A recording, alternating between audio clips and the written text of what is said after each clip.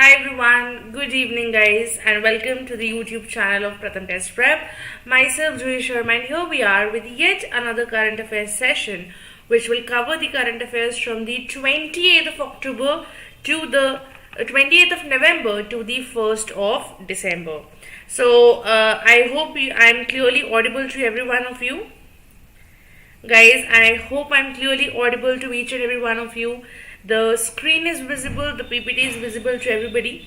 I hope you all can see the screen, you all can hear me, right?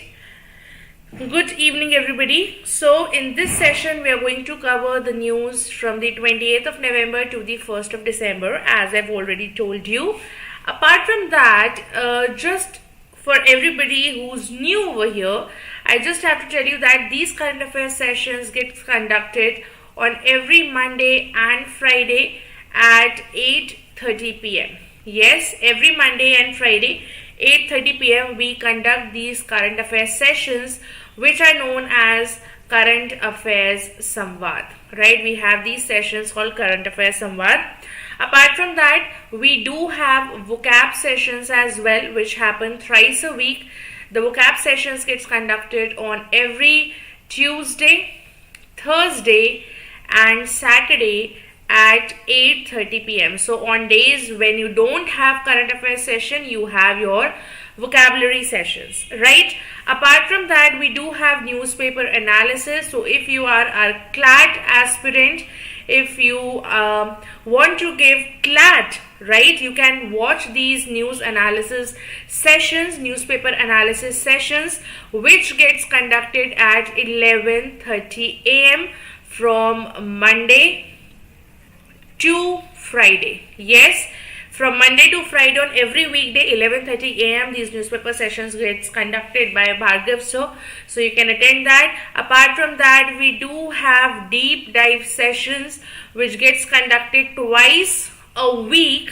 One is on Tuesday and the another one is on Thursday, and these sessions gets conducted at 3 p.m. Okay, so deep dive sessions at 3 p.m. and if you are a law aspirant, you can even watch our episodes of Legal Darpan, which gets conducted by Sanjeet Bhatia sir on every Monday, Friday and Wednesday at 3 p.m. again. So we have all the slots booked for all of you. However you may interested, whatever topic you are interested in, you can cover all these sessions. Apart from that, we do have many informative videos too, which you can watch, and for that you have to subscribe to our Pratham Test Prep channel to get access to all these informative videos, be it form filling, be it form updates. You can subscribe to our channel, right? So having said all of these, let's quickly see the first news of the day, which is UNESCO Asia Pacific Awards, right? So yes, the UNESCO Asia Pacific Awards were announced, right? And 4 winners are from India, right? 13 projects from 6 countries were chosen, right? So basically this projects, this cultural heritage conservation, the projects are chosen from different countries, right? So Asia Pacific Awards, these awards are for cultural heritage and 4 winners are from India, right? Who all are those 4 winners? We have the Chhatrapati Shivaji Maharaj Vastu Sangrahalaya, right? It is in Mumbai. That particular thing got the award of excellence, right? Then the award of distinction was given to Stepwells of Golconda, which is in Hyderabad. The third and the 4th award was given to the award of merit, which was given to the Domakonda Fort in Telangana and the Baikula station in Mumbai. So these are the 3rd and the 4th winners of the UNESCO Asia Pacific Awards. Now, for the very first time, these awards got started in the year 2000. So in the year 2000, these awards they got started, and UNESCO was formed in 1940. And it is one of the agencies of the United Nations. Now, what is the full form of UNESCO? Can anyone tell me? The full form of UNESCO is United Nations Education, Scientific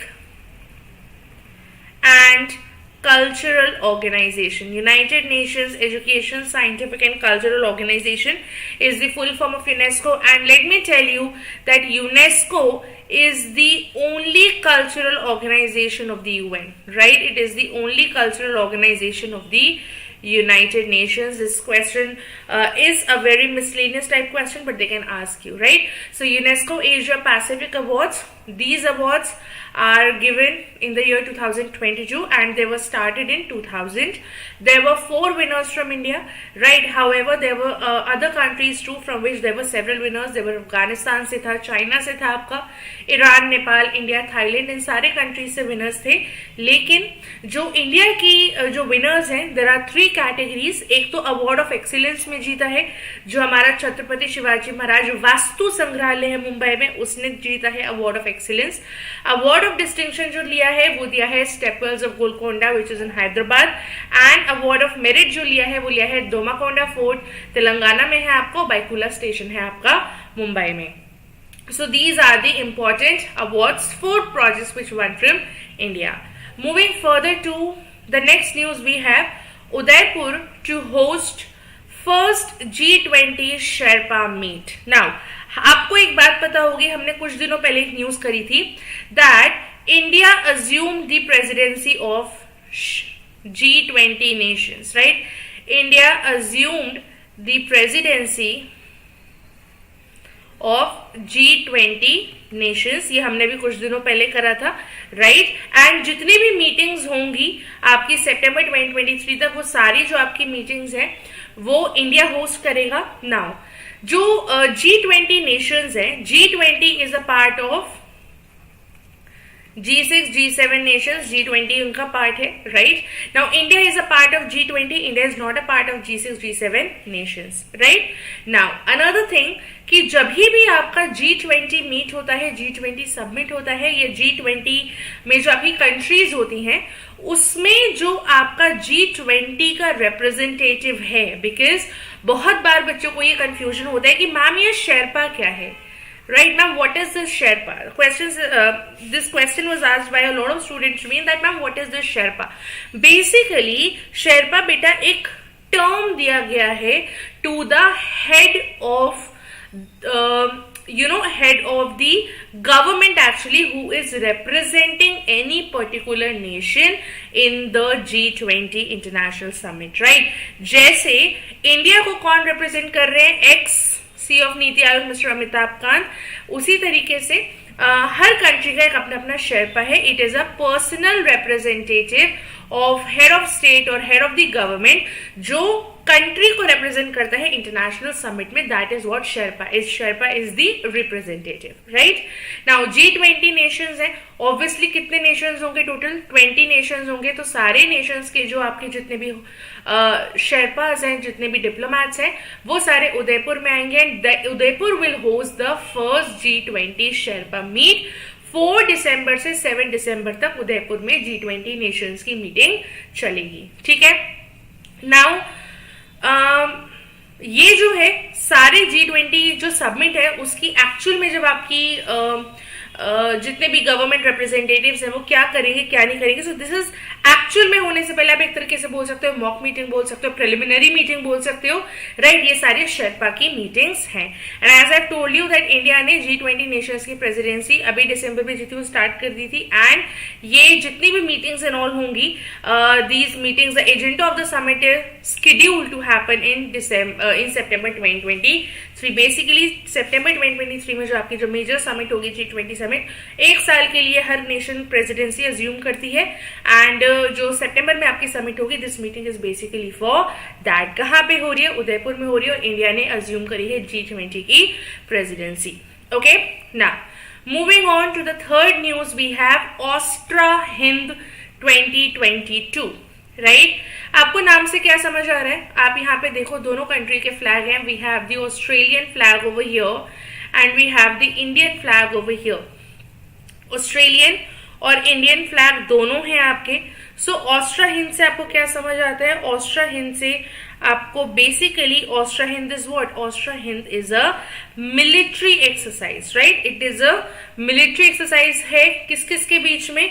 between Indian army and the Australian army, right? अब जब दो nations ने participate किया है, if there are two nations, तो कौन सी military exercise होगी? This will be known as bilateral military exercise, right? दूसरी चीज मैंने आपको बताई थी, क्या ये आपको इंपॉर्टेंट है? कंडक्टेड एट पता होना चाहिए कि ये एक्सरसाइजेस कहाँ हो रही है, what is the location, conducted at slash location of the exercise आपको पता होनी चाहिए। ये जो ऑस्ट्रा हिंद एक्सरसाइज है बेसिकली ये आपकी हो रही है इंडिया में ही, राइट? ये आपकी इंडिया में हो रही है, इंडिया में हो रही है कहाँ पे? इन राजस्थान, ओके? नाउ हम बहुत बार पढ़ते हैं कि इस एक्सरसाइज का ये आपका एडिशन है, उस साल में शुरू हुई थी, राइट? ये तब हुआ था, लेकिन जो ऑस्ट्रा हिंद एक्सरसाइज है ये फर्स्ट एक्सरसाइज है, मतलब this is the first time जब ऑस्ट्रेलिया और इंडिया ऐसा बायलेटरल कोई ट्रेनिंग एक्सरसाइज कर रहा है between the Australian army and the Indian army, right? This is the first time that such a bilateral training exercise is being conducted between the Australian Army and the Indian Army. उसके बाद आगे हर साल yearly basis पर ये exercise आपकी होगी और alternately इसकी लोकेशंस चेंज होंगी। एज इन इस साल कहाँ होस्ट हो रही है? इस साल ये कंडक्ट हो रही है राजस्थान इंडिया में, अगले साल वो ऑस्ट्रेलिया में होगी, उसके थर्ड साल जो होगी वो फिर से इंडिया में होगी। सो ऑल्टरनेटिवली ये कंडक्ट होंगी एंड जो इंडियन आर्मी जो है उसको कौन रिप्रेजेंट कर रहा है, कौन सी रेजिमेंट रिप्रेजेंट कर रही है? इंडियन आर्मी को रिप्रेजेंट कर रहे हैं the Dogra regiment, right? Now this is all of it. 28 नवंबर से आपकी स्टार्ट हो गई थी, 11 दिसंबर तक चलेगी। ट्रेनिंग एक्सरसाइज है between both the nations, right? Friendly exercise है, as you can say that. Austra Hind आपकी क्या है? ईयरली एक्सरसाइज होगी and every alternate year the location of it will change, okay? Now here is some additional information related to the military exercise between India and Australia. India और Australia की कुछ और जो military exercises है जो important है, जो आपको पता होना चाहिए। एक है आपकी एक्सरसाइज ऑस इंडेक्स और दूसरी है exercise pitch black. So these are the two important exercises of India with Australia, ठीक है? ये आपकी दो एक्सरसाइजेस है इंडिया और ऑस्ट्रेलिया के बीच में। Moving on to the next news, we have India the mother of democracy book launch by Dharmendra Pradhan. Now हमें पता है कि यूनियन एजुकेशन और जो हमारे स्किल डेवलपमेंट मिनिस्टर हैं मिस्टर धर्मेंद्र प्रधान जी, उन्होंने एक बुक लॉन्च करी है, India the mother of democracy. We know that India is the largest democracy in the world, right? World की लार्जेस्ट डेमोक्रेसी है इंडिया एंड जो हमारे union education and skill development minister हैं mister Dharmendra Pradhan ji, उन्होंने इस book को क्या किया है? उन्होंने इस बुक को लॉन्च किया है। ना कोई भी आप बुक के बारे में पढ़ रहे हो बेटा, कोई भी अगर आपकी न्यूज है from category books and authors, any news you have, few things you need to know. First of all आप ये पढ़ सकते हो कि ये बुक लॉन्च किसने किया, रिलीज किसने किया। सो लॉन्च बाय और रिलीज बाय आपको पता होना चाहिए। सेकेंडली मेजरली आपको बुक के ऑथर का नाम पता होना चाहिए, या फिर कई बार ऐसा होता है जो गवर्नमेंट के जो बुक्स एंड जर्नल्स होते हैं ना, सब लोग अपना अपना इनपुट देते हैं, हर किसी का एक अपना अपना एक्सर्प्ट होता है, तो उसमें आपको वो बात पता होनी चाहिए। एंड थर्डली आपको not that important but of course book का नाम तो पता ही होना चाहिए। बुक्स नेम तो इट्स वेरी अनसेट कि वो तो पता ही होना चाहिए, बट थर्डली जो आपको नेक्स्ट इंपॉर्टेंट चीज पता होने की नीड है वो क्या है आपका? Basically at times you can even ask the name of the publications. जहां पर आपका गिवन है वहां पर at least you should know, otherwise अगर आप बुक का नाम, ऑथर का नाम और लॉन्च बाय भी कर लेते हो तो it is good to go. But yes, publications अगर इंपॉर्टेंट है तो that also you should be aware of, right? So India the mother of democracy is a cumulative book जो आपकी लॉन्च की है मिस्टर धर्मेंद्र प्रधान ने, who is a union education and skill development minister. Publish किसने किया है और बुक प्रिपेयर किसने किया है? So can you see here that there is no such author of the book, there is no one person who can be said as the author of the book. जो आपका ministry of education के अंदर ये जो आपकी आम आती है उसकी, जिसको हम ICHR बोलते हैं, that is the Indian council historical research, उन्होंने ही ये डॉक्यूमेंट प्रिपेयर करा, India the mother of democracy, और उन्होंने ही ये पब्लिश करी है. बेसिकली जब से हमारा सिविलाइजेशन स्टार्ट हुआ है तब से इंडिया का क्या आपका वो रहा है, एटीट्यूड रहा है टुवर्ड्स डेमोक्रेसी, क्या क्या हमारे डेमोक्रेटिक आइडियाज रहे हैं, ये सारी चीजें जो है वो इस बुक में लिखी गई हैं, वो सारी चीजें इस बुक में डॉक्यूमेंट की गई हैं. राइट नाउ ICHR आती तो मिनिस्ट्री ऑफ एजुकेशन के अंडर है, but it is an autonomous organisation which was registered, which is established under the Societies Registration Act 1860. कौन सी ईयर में स्टैब्लिश हुआ? आपका स्टैब्लिश हुआ in the year 1972. So basically this book is all about this, right? तो launch by कौन हुआ? Dharmendra Pradhan. Author, no such author because it was prepared and published by, तो author and publication एक साथ आ जाएगा ICHR. किसके अंडर आता है ये? मिनिस्ट्री ऑफ एजुकेशन के अंडर. कहां पे है ICHR? न्यू दिल्ली में है. Right, so these are the important pointers that you need to cover. Alright, moving on to the next news, we have world's largest active volcano erupted. Yes, excuse me, world का largest जो आपका active volcano है वो erupt हुआ है. You can see the image of it over here. Right, so Mauna Loa erupted in Hawaii. Right, Mauna Loa जो है it erupted in Hawaii. That is the name of it. Right, and हवाई में काफी ज्यादा आपके volcanic eruptions होते रहते हैं. पहली बार जो आपका Mauna Loa इरप्ट हुआ था वो 1984 में हुआ था. एंड जैसे जैसे आपका चेंजेस होते रहते हैं, जैसे जैसे आपके यू कैन से टेम्परेचर राइज होता रहता है, राइट, उससे क्या होता है आपका जो वॉल्केनिक लावा है इट एडवांसेस, वो धीरे धीरे इरप्ट होता रहता है in different different stages. Right, so जो अर्ली स्टेजेस थे Mauna Loa जो आपका वॉल्केनिक इरप्शन है वो काफी ज्यादा एडवांस डायनेमिक थे and advance also, but also the lava keeps on changing rapidly and that is the reason why at times कई बार क्या होता है एक्टिव वॉल्केनो इरप्ट हो जाता है, मोस्ट ऑफ द टाइम्स क्या होता है the lava just comes out. Right, so ये जो वॉल्केनो इरप्टेड हुआ था for the first time in 4 decades, 40 साल से 4 डेकेड से ऐसा नहीं हुआ था. 1984 में फर्स्ट टाइम इरप्ट हुआ था and now again it has erupted इन हवाई, Mauna Loa, and it is world का लार्जेस्ट एक्टिव वॉल्केनो. राइट, कुछ एडिशनल इंफॉर्मेशन देख लेते हैं कि Mauna Loa जो है लास्ट कब इरप्ट हुआ था. मैंने आपको बताया 4 डेकेड्स में पहली बार हुआ है, एज इन 38 ईयर्स को हुआ था. It is one of the 5 volcanoes that together make up the big island of हवाई. एक्चुअली हवाई जो है it is geographic condition of हवाई इज सच कि वहां पे वॉल्केनो बहुत वॉल्केनिक प्रोन आपकी ज्योग्राफिकल कंडीशन है.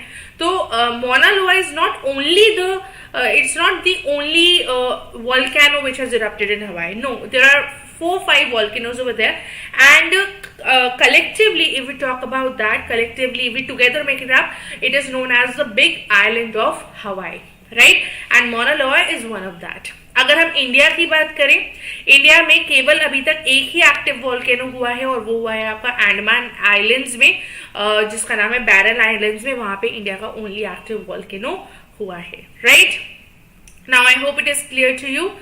Moving on, we have global technology summit. तो ये जो आपकी ग्लोबल टेक्नोलॉजी समिट है ये कहाँ हुई थी? ये आपकी हुई थी न्यू दिल्ली में. राइट, न्यू दिल्ली में आपकी ग्लोबल टेक्नोलॉजी समिट हुई थी. कौन सा एडिशन था? 7th एडिशन था. और एड्रेस किसने किया था? Mister S Jaishankar, who is the foreign minister और you can say external affairs minister of India. Summit के थीम आपको पता होने चाहिए. So the theme for the summit was geopolitics of technology and it was the theme of 2022. Again it was held in a hybrid format. Right, online offline दोनों का mix hybrid format में हुई थी. And for the very first time ये जो आपकी summit है ये हुई थी 2000. It is an annual event. First time जो आपका ऑर्गेनाइज हुआ था वो था 2016 में. राइट, नाउ आपको आई थिंक ये पता नहीं होगा, बट यस, जो हमारे इंडिया के पहले फॉरेन मिनिस्टर रहे हैं, for 17 years he was the foreign minister of India, and he is none other than the first prime minister of India, Pandit Jawaharlal Nehru. Yes, Pandit Jawaharlal Nehru was the first foreign minister of India. For 17 years he was the foreign minister of India, and he is often regarded as the longest serving foreign minister, right? Important miscellaneous information which you need to cover, especially if you are giving the undergrad entrances. Such things can be asked, right? And that was about the Global Technological Summit. And the last news for the day, we have Vistara Airlines to be merged with Air India by March 2024. Now, ये 2-3 दिन पहले आपने news में देखा होगा, merger of Vistara and Air India. मार्च 2024 में आपका मर्जर पूरा कंप्लीट होगा, लेकिन आपको पता है कि जो हमारी Singapore airlines on November 29, they said what? They said that Vistara will eventually be merged with Tata Group owned Air India, right? So we know that the parent organization or the parent founder airlines of Vistara is Singapore Airlines, and it is a joint venture basically. Tata Group इसको completely own नहीं करता था। ये हमने शायद हमारी current affairs classes में, अगर आप प्रथम के साथ joined हो, हमने अपनी current affairs classes में भी पढ़ा था when we were studying about the Air India merger, right? So when we were studying about the Air India acquisition basically, what I told you was that Vistara जो है ना, basically it is not completely owned by Tata group. Tata group की भी बहुत सारी subsidiaries है, जिसमें से एक सब्सिडरी आपकी टाटा सन्स। तो एक्चुअली सिंगापुर एयरलाइंस और टाटा सन्स के बीच में एक जॉइंट वेंचर था, जिसमें आपकी बनी थी विस्तारा एयरलाइंस। तो अगर आपको पूछना है, कोई आपसे पूछेगा दैट हु इज द और which company is the parent organisation, right, तो it is Singapore airlines and Tata Sons. अब क्या हुआ है कि विस्तारा को कंप्लीटली मर्ज कर दिया जाएगा एयर इंडिया के साथ, जो कि टाटा ग्रुप जिसको ओन कर रहा है, right? So this will be the biggest integration, और ये बेसिकली आपका क्या है, ये आपका मार्च 2024 तक हो जाएगा। ऑल्सो अभी तक विस्तारा में सिंगापुर एयरलाइंस और टाटा सन्स थे, जिसमें Tata Sons had the majority of stakes, that means Tata Sons had 51% of stakes और सिंगापुर एयरलाइंस के 49% थे। लेकिन अब कंप्लीटली जो टाटा सन्स का भी जो पेरेंट ऑर्गेनाइजेशन है, वो टाटा ग्रुप, उसने विस्तारा को मर्ज कर दिया है अपने एयरलाइंस में, which is known as Air India, right? So अभी टाटा ग्रुप के ओन में, टाटा ग्रुप के अंदर कौन कौन से, they have air India, they have Vistara, so it will be own by them, okay? Additional information हमें पता है दैट टाटा ग्रुप जो है वो स्टार्ट किया था जमशेदजी निसरवानजी टाटा ने, राइट? एंड कब से स्टार्ट हुआ था? स्टार्ट हुआ था आपका 1868 से। I have a question from Ritu. I have just started watching these videos, should I start from April 2022 for my preparation? Ritu, first of all I would want to know that what entrance are you preparing for? That is my first question. My second question is, are you a student who is enrolled with Pratham? That is my second question, that are you enrolled student? Because accordingly I'll answer that, right? Okay, you are preparing for St. Xavier's and you said that yes, you are a Pratham student. So for St. Xavier's, you have to start watching current affairs videos from April, right? But I would suggest that you should continue watching these videos from now onwards.